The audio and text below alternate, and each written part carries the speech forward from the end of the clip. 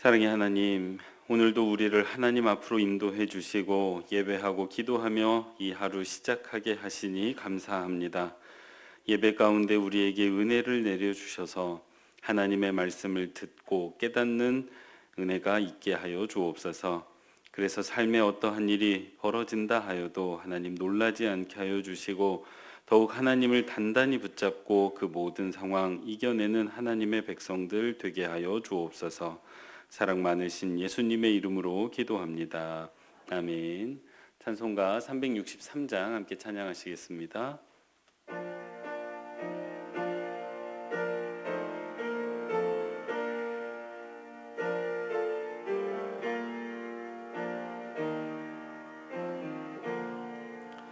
내가 깊은 곳에서 주를 불러 아뢰니 주여 나의 간구를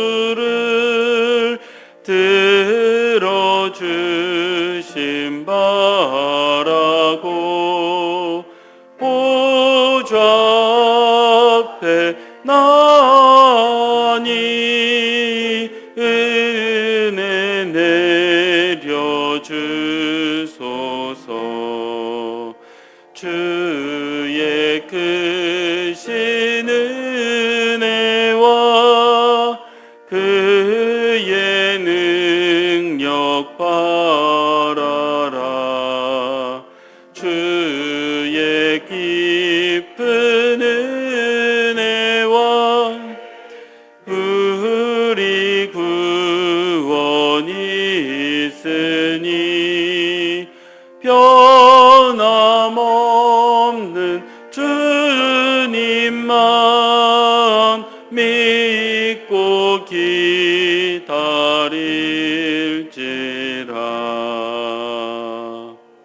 아멘. 송요한 안수 집사님 기도 인도해 주시겠습니다. 사랑과 은혜가 풍성하신 하나님 아버지, 이른 아침 우리를 거룩한 예배의 장소로 인도하여 주시니 감사를 드립니다. 아멘. 성령님 함께 하시니 우리들 주님 말씀에 귀 기울이게 하시고 이 예배가 주님께만 영광 돌리는 시간 되게 하시고 우리의 찬송과 기도가 주님을 기쁘시게 하는 향기가 되게 하여 주시옵소서. 아멘.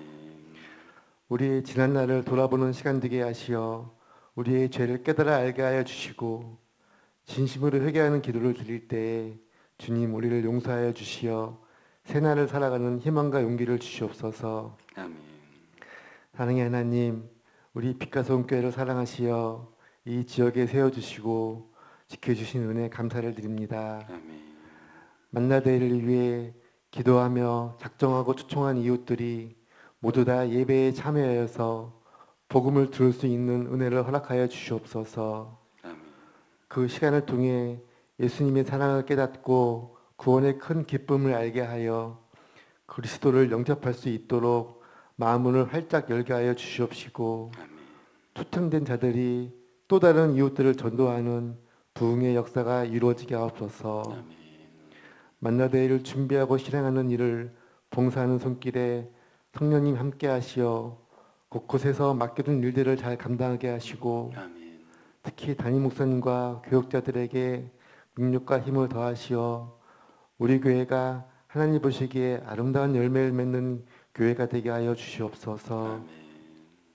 주님, 우리의 다음 세대가 하나님께서 주신 꿈과 비전을 붙들고 나아가는 자녀 되게 하시고 주님 말씀 안에서 바른 길로 성장하기를 소원합니다. 아멘.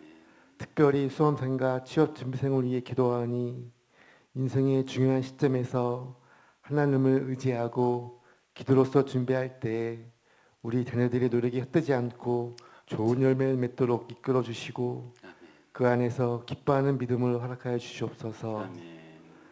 하나님 아버지, 질병으로 또는 마음의 상처로 힘들고 어렵게 고통받는 성도들이 있습니다.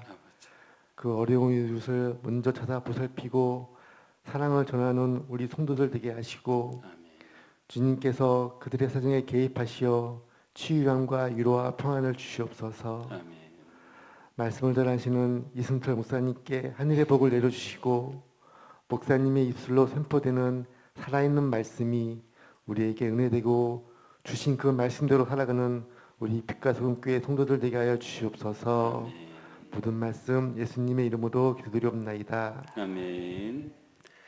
오늘 함께 살필 하나님의 말씀은 예레미야애가 3장 55절에서 66절의 말씀입니다. 한 절씩 교독하시고 마지막 절은 합독하겠습니다. 여호와여, 내가 심히 깊은 구덩이에서 주의 이름을 불렀나이다. 주께서 이미 나의 음성을 들으셨사오니 이제 나의 탄식과 부르짖음에 주의 귀를 가리지 마옵소서. 내가 주께 아란 날에 주께서 내게 가까이하여 이르시되 두려워하지 말라 하셨나이다. 주여, 주께서 내 심령의 원통함을 풀어주셨고 내 생명을 속량하셨나이다. 여호와여, 나의 억울함을 보셨사오니 나를 위하여 원통함을 풀어 주옵소서. 그들이 내게 보복하며 나를 모해함을 주께서 다 보셨나이다. 여호와여, 그들이 나를 비방하며 나를 모해하는 모든 것, 곧 일어나 나를 치는 자들의 입술에서 나오는 것들과 종일 나를 모해하는 것들을 들으셨나이다. 그들이 앉으나 서나 나를 조롱하여 노래하는 것을 주목하여 보옵소서. 여호와여, 주께서 그들의 손이 행한 대로 그들에게 보응하사 그들에게 거만한 마음을 주시고 그들에게 저주를 내리소서. 주께서 진노로 그들을 뒤쫓으사 여호와의 하늘 아래에서 멸하소서. 아멘. 매일 기도에 오신 여러분 환영합니다. 이 시간 우리가 함께 예배할 때 하나님께서 각 가정에서 예배하시는 분들에게도 또 현장에서 예배하시는 분들에게도 준비하신 은혜 베풀어 주시기를 소원합니다. 오늘 함께 살필 하나님의 말씀은 55절 말씀과 또 66절 말씀입니다. 함께 합독하도록 하겠습니다. 여호와여, 내가 심히 깊은 구덩이에서 주의 이름을 불렀나이다. 주께서 진노로 그들을 뒤쫓으사 여호와의 하늘 아래에서 멸하소서. 아멘. 첫 번째 기도 제목입니다. 심히 깊은 구덩이에 빠질지라도 관계를 더 단단히 하여 하나님의 하늘 아래에서 살아가는 성도 되게 하옵소서. 다시요, 같이 한번 읽겠습니다. 심히 깊은 구덩이에 빠질지라도 관계를 더 단단히 하여 하나님의 하늘 아래에서 살아가는 성도 되게 하옵소서. 아멘. 예레미야 38장 말씀을 보면 예레미야가 감옥들에 있는 구덩이에 갇히는 장면이 나옵니다. 아마 이제 여러 감옥들을 만들어 두는데 땅에 구덩이를 파서 거기에도 감옥을 만들어 두었던 것 같습니다. 이 구덩이 감옥에 갇혔던 예레미야는 굶어 죽을 위기에 처했었습니다. 그런데 그 위기를 본 구스 사람 에벤멜렉이라는 사람이 도움을 주어서 겨우 그 구덩이에서 나와 목숨을 연명하게 되는 장면이 나오고 있습니다. 그리고 오늘 우리가 읽었던 이 애가 말씀은 그렇게 구덩이에 갇혀 있던 예레미야를 상상하게 합니다. 떠올리게 하는데요. 까닭이 우리가 읽었던 그 55절 말씀이 여호와여, 내가 심히 깊은 구덩이에서 주의 이름을 불렀나이다 라고 시작하고 있기 때문입니다. 자, 그렇다면 그 구덩이에 이제 예레미야가 갇혀 있었는데 그 예레미야가 그 구덩이에 갇혀서 어떻게 시간을 보냈을까요? 그 예레미야 38장 말씀을 보면 그 구덩이가 진흙으로 되어 있었다는 것을 알게 됩니다. 근데 여러분, 진흙 아시지요? 진흙은 물은 없습니다. 물은 없는데 축축하게 젖어 있는 땅을 가리킵니다. 그리고 또 딱딱하지가 않지요. 질퍽질퍽합니다. 그러다 보니까 이 진흙 구덩이에 갇혀 있다고 상상을 하면 앉아 있는 것도 불편하고 그렇다고 서 있는 것도 불편한 아주 사람이 있기에 곤란한 장소가 아닐 수 없습니다. 불편하지만 여러분이 만약에 그 안에 지금 갇혀 있다고 상상을 하시면 여러분은 어떻게 그 시간을 보내시겠습니까? 저는 하늘을 바라볼 것 같습니다. 저는 위를 바라볼 것 같아요. 왜냐하면 그 구덩이에서 딱히 할 일도 없을 뿐만 아니라 앉아있기도 어려우니 그저 위를 바라보면서 사람이 지나가지는 않는지, 그리고 또 지나가는 사람이 있으면 불러서 도움도 요청하고 그렇게 할 것 같습니다. 아마 상상하기는 제 개인적인 상상이지만 예레미야도 그렇게 했던 것 같습니다. 그 구덩이에 갇혀서 하염없이 위를 바라본 것이지요. 근데 위를 바라보면 뭐가 보였을까요? 하늘이 보였던 것입니다. 그 하늘을 바라보고 있다가 예레미야가 아마도 하늘에 계신 하나님을 만나게 된 것 같습니다. 그리고 자신이 지금 비록 심히 깊은 구덩이에 갇혀 있지만 그 하늘을 바라보다가 자기가 구덩이에 갇혀 있을지라도 지금 여전히 내가 하나님의 하늘 아래 머물러 있음을 깨닫게 되었던 것 같습니다. 제가 이렇게 말씀드릴 수 있는 이유가요, 우리가 읽었던 본문 말씀 55절은 분명히 심히 깊은 구덩이에서 시작을 합니다. 말씀이 거기에서 시작을 해요. 근데 오늘 말씀을 마무리하는 66절에 가면 무슨 표현이 나오고 있느냐? 하나님의 여호와의 하늘 아래라는 표현이 나오고 있기 때문입니다. 그래서 분명히 예레미야는 심히 깊은 구덩이에서 시작을 했지만 그 마무리는 어디로 하고 있습니까? 하나님의 하늘 아래에서 이 말씀을 마무리하고 있습니다. 어제 이 본문 말씀을 묵상하는데 제 마음이 참 좋았습니다. 예레미야 애가 말씀을 묵상을 시작하면서 무겁고 참 힘들었는데 어제 처음으로 좋았습니다. 이유가 뭐냐 하면 깊은 심연과도 같은 그 구덩이의 이미지로 시작해서 여호와의 파란 하늘 아래로 그 마무리하는 이 예레미야의 시적인 감각과 미적인 감각이 참 좋았습니다. 근데 이것도 좋았지만 더 좋았던 건 뭐냐?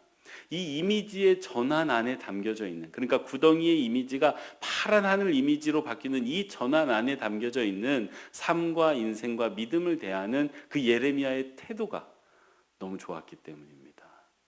이 무엇입니까? 현실이 아무리 절망이고 현실이 아무리 어렵다 하여도, 구덩이와 같은 현실이라 하여도 그것을 파란 하늘 이미지, 그러니까 희망과 소망으로 바꾸어가는 그 예레미야의 태도가 너무나도 좋았기 때문입니다. 그리고 이것이 오늘 우리에게 중요한 까닭은 우리도 이러한 태도가 필요하기 때문입니다.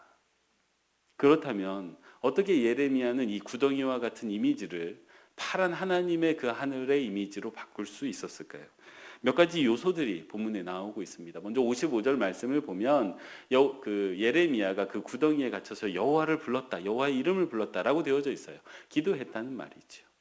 그리고 57절에 가면 예레미야가 그 이전에 하나님께서 내게 주셨던 은혜를 기억하면서 그 은혜를 아뢰는 장면이 나옵니다. 그러니까 하나님 전에 저에게 이런 말씀을 해주셨잖아요. 그러니까 그 말씀을 기억하셔서 저를 좀 기억해 주십시오 라고 호소하는 장면이 나옵니다.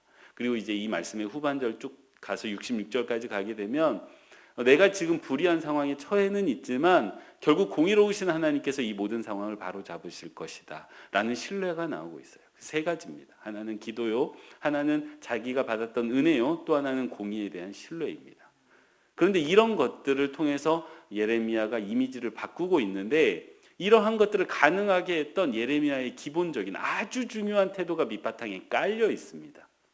그게 뭐냐 하면 상황으로, 자기가 처한 상황으로 하나님과의 관계를 규정하지 않는다는 것입니다. 다시요. 내가 처한 상황으로 하나님과의 관계를 규정하지 않는 예레미야의 태도가 이 아래 밑바탕으로 깔려져 있는데, 그게 무슨 말이냐? 내가 아무리 어려운 상황에 처한다 하여도 하나님과의 관계를 의심하지 않았다는 이야기입니다. 그런데 성경을 보면 상황이 나빠지면 하나님과의 관계가 나빠지는 사람들의 이야기가 나오고 있습니다. 그러니까 상황과 관계가 연동되어 있는 거예요. 동일하게 움직입니다. 대표적인 게 애굽에서 나왔던 이스라엘 백성들입니다. 그 애굽에서 나와서 광야를 걸어갈 때 그들에게 물이 떨어지면 또는 음식이 떨어지면 어떻게 했지요? 하나님께 불평하고 하나님을 의심하고 하나님을 원망했습니다. 이게 무엇입니까? 상황이 관계를 규정하는 것입니다. 근데 성경을 보면 예레미야도 그랬던 때가 있습니다. 20장 7절과 8절 말씀을 보면 예레미야가 뭐라고 고백하냐면, 하나님께서 저를 권면하지 않으셨습니까? 저 이거 하고 싶지 않았습니다. 근데 하나님께서 나를 이기셔서 내가 이렇게 말씀을 전하고 있는데, 이 말씀을 전했더니 나에게 돌아오는 것은 두 가지인데 하나는 치욕이요, 하나는 모욕이라고 이야기를 합니다. 상황이 너무 좋지 않은 거예요. 그러니 9절에 가면 뭐라고 말을 하느냐? 하나님, 나 더 이상 못하겠습니다. 이 파업을 선언하는데, 내가 더 이상 하나님의 말씀을 선포하지 않겠습니다 라고 선언하는 장면이 나옵니다. 전형적으로 무엇이죠? 상황이 관계를 규정해버리는 그런 모습이 드러나고 있습니다. 이처럼 우리는, 저와 여러분은 우리가 처한 상황이 나빠지면, 그게 좋지 않으면 하나님과의 관계를 의심하기 마련입니다. 그런데 이게 하나님과의 관계에서만 발생하는 일이 아니지요. 사람과의 관계에서도 그러합니다. 우리 일상에서 많이 경험하는데 성경에도 그 장면이 나오고 있습니다. 대표적인 게 아담과 하와입니다. 여러분 아담과 하와가 누구입니까? 이 부부인데 그들이 살아가던 당시에는 둘밖에 없었습니다. 그러니까 세상에 둘밖에 없었던 거예요.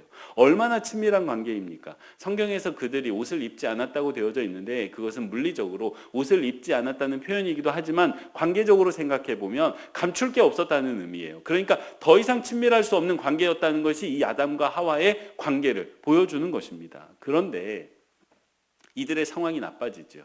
선악과 문제로 이들의 상황이 나빠졌습니다. 그러자 이들의 관계가 어떻게 됩니까? 깨어지기 시작해요.